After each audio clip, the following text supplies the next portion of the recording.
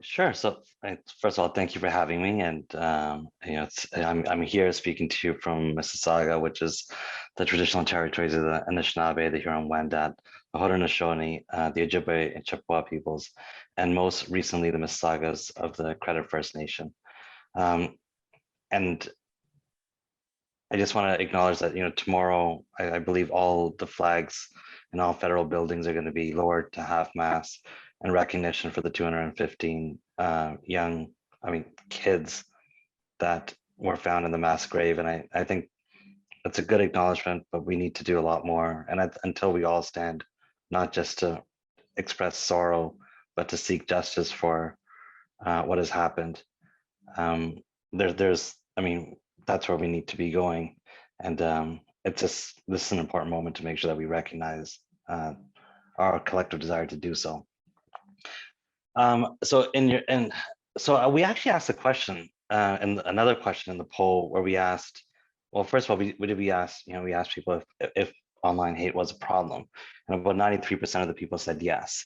We also asked a question, and I'll read it to you exactly the way it was. It was, we gave people a choice. I worry more about the impact of hate speech and racism on people it harms and the impact on society overall than on limits to people's freedom of speech or protecting privacy. So, and then the other side was basically, do you want to prioritize freedom of speech over harm reduction? And we saw that 70% of people wanted to see harm reduction be prioritized over freedom of speech. And I think I think the reality and all the rest of the stats that we looked at were very demonstrative of the fact that the experience of hate online is so proliferated that, when you're talking to 18 to 29-year-olds, at least, and particularly women between 18 and 29-year-olds, they're experiencing online harassment, violence, sexually inappropriate advances, and just general hate and racism at higher rates than anyone else in Canada, to the point where 4 out of 5 people are experiencing that. So the problem is very real. Now, the question you asked are we going to go in the right direction where content moderation will be seen as acceptable when you think that the current political context of this moment is pushing us away from that? And I'm a trade unionist. I've been a union organizer for the last 15, 20 years, and I know tough fights, and this is going to be a tough fight. We knew that this is going to be a tough fight from the beginning, that the fact that right now people have an expectation around what the online experience is going to be, and people think that anything goes. And people think that they expect anything to go. So I think no matter what legislation comes, and I still believe that legislation is going to be coming. Anytime I've spoken with members of Heritage Canada or the Department of Heritage, they've always been very clear to say, and so has the minister, that there is legislation that's coming. But I also think that it's really a matter of us choosing what kind of experience we want to create online. Because the reality is that we know there is a problem. We know there's victims to this thing. It's not a victimless crime. And to be frank, when we talk about Quebec City, I was there the day after the massacre.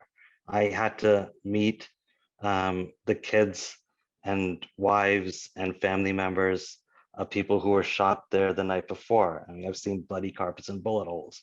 The impact of online hate is not something that's just there. We've seen people radicalized, and we've seen the blood on those floors. This has happened here in Canada. So I'm hoping that that people are going to take it seriously, and that the fact that this person was radicalized online, and that and when we talk about radicalization online, I think we really need to think about how it happens. It doesn't happen where somebody's just going there automatically looking for something to find that's going to be turning them into a white nationalist or a terrorist of some sort. It's when you're almost at any time, you're 3 clicks away from seeing the most hateful content. You can click on a COVID conspiracy that can click on to somebody else that can click on something else, and then all of a sudden you're in that dark hole.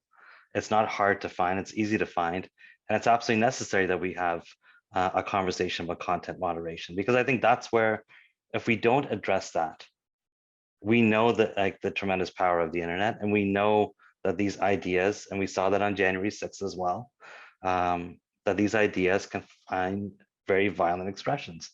And we just need to make sure that we get to a point where we actually come to a consensus around content moderation. I can jump in a little bit. So, I mean, I think the first thing we got to do is we have to build confidence in what the set of values and rules of what content moderation is going to look like. Because like right now, I think nobody knows who's going to get blocked, who's going to get accelerated, who's going to get decelerated in terms of spread for online speech. But because there's no real sense of transparency to say, this is what social media companies are doing, because social media companies are just doing what they want to do, and nobody really knows what they're doing.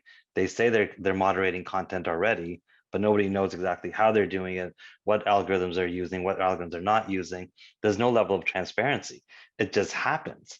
So I think that the most important thing for us to be able to build is for the government to be able to say, okay, here are the set of values, that here are the laws around hate speech. Here is how we're going to implement our current set of legal parameters around hate, and then how we're going to, this is how we're going to ensure it, and do it in the most transparent and honest way possible. Because if we don't do it, we'll never gain the confidence of people to be able to say, well, like this is like what my opinion is. If it's right, it should be online. And people need to feel that to be the case 100% of the time in order for them to buy into the idea that content moderation is a good thing. I just wanted to add there is that, you know, I 100% agree with both Val and Tony that we need to make sure that the guardrails are really well understood. But on top of that, we need to make sure that there's a recourse, that Canadians know that they can challenge whatever, like if something has been taken down, to be put down, to be put back up, so that at least through the process of taking things down, putting things back up, taking them down, putting the things back up, we'll learn the systems will learn better slowly by slowly, and we'll be able to tweak new levels of ensuring that the environment is getting better and better through time. Well, thank you.